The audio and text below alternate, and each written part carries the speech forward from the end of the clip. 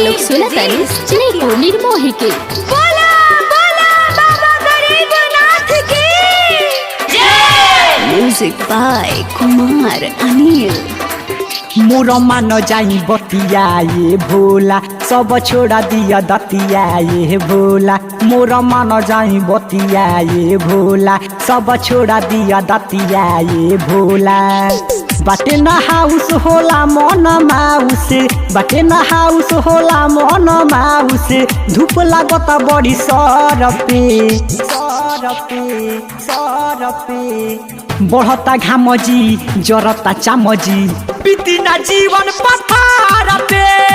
लगता घामजी जरता चामजी बीती ना जीवन पथार पे।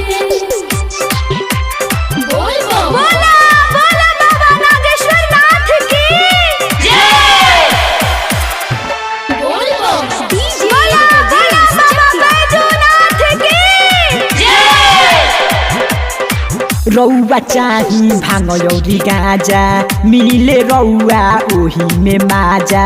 भंगिया हरदम खोजे निताजा हमारा बहुते हो खेला साजा हो खेला साजा। ए जी रौआ चाही भांग औरी गाजा मिले रौआ ओही में माजा।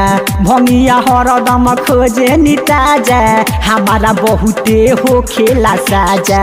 लेके गणेश के राउर दे सके, लेके गणेश के राउर दे सके। छोड़ी रह बनई हर पे हर पे हर पे। पढ़ता घामजी जरता चामजी बीती ना जीवन पथार पे। लगता घामजी जरता चामजी बीती ना जीवन पथार पे। बोला बोला बाबा जलेश्वरनाथ की जय।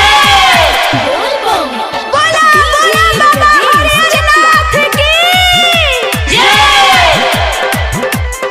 झूठे रौआ नाथे कहानी घर बिना बाटे परेशानी। बरसे सावन गिरेला पानी ए पिया बनावाई पालानी। ए जी सुनतनी झूठे रौआ नाथे कहानी घर बिना बाटे परेशानी।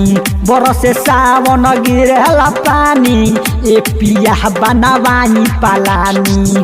पूछे हमारो सखी सहेली, पूछे हमारो सखी सहेली कैसे रहेलू हो बरफे बरफे बरफे।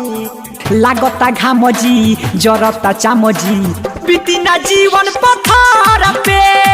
लगता घामजी जरता चामजी बीती ना जीवन पथार पे। बोला बोला बाबा बासुकीनाथ की जय।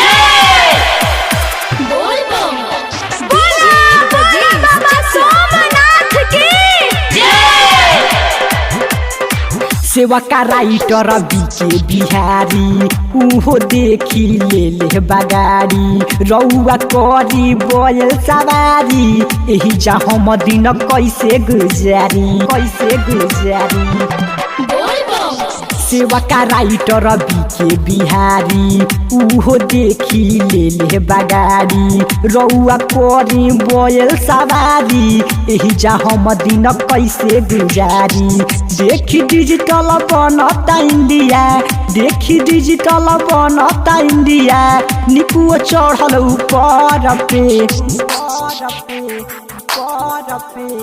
लागता घामजी जरता चामजी बीती ना जीवन पथार पे। लगता घामजी जरता चामजी बीती ना जीवन पथार पे।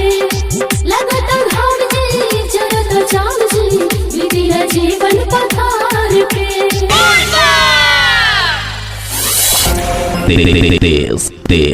This is Kalika Studio, North Bias, #1 audio station.